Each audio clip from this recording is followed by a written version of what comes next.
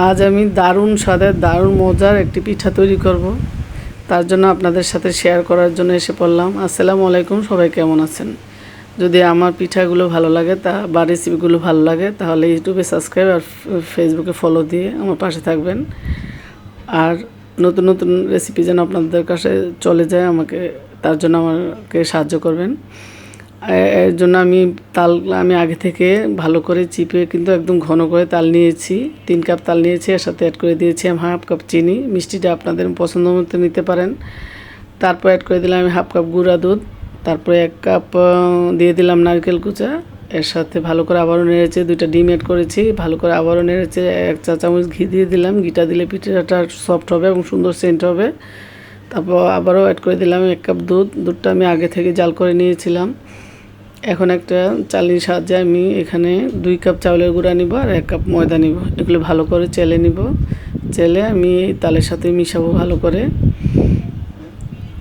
তারপর আবারও কিন্তু আমি এই চালের গুঁড়া আর ময়দার সাথে অ্যাড করব আমি 1 চা চামচ বেকিং পাউডার।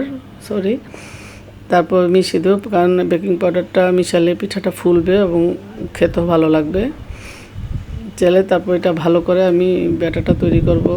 ভালো করে মিশাবো যেন কোনো দানা বা কোনো রকম শক্ত জিনিস না থাকে, ভালো করে মিশাতে হবে।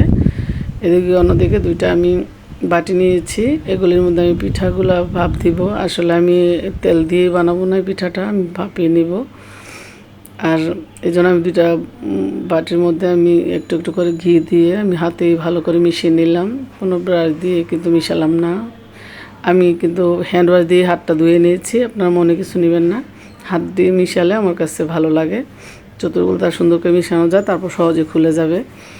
এখন আমি ব্যাটারটা 2টা বক্সের মধ্যে দিয়ে দিলাম, ভালো করে একটু ঝাঁকিয়ে নিলাম যেন সমান হয়, সুন্দর হয়।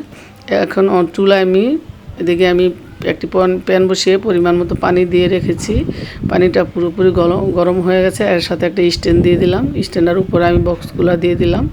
আর এইভাবেই কিন্তু আমি দুটোটা বক্সের পিঠা তৈরি করব। আর ঢাকনা দিয়ে আমি একটা ঢাকনা ছিদ্রটা লং দিয়ে বন্ধ করে দিলাম। 5 মিনিট পুরো দমে ঝাল করলাম আর 25 মিনিট কিন্তু হালকা আছে আমি এটা ভাপ দিলাম। এখন কিন্তু পিঠা উঠিয়ে ফেললাম, দেখেন কত সুন্দর হয়েছে। আমি কেটেও দেখাচ্ছি।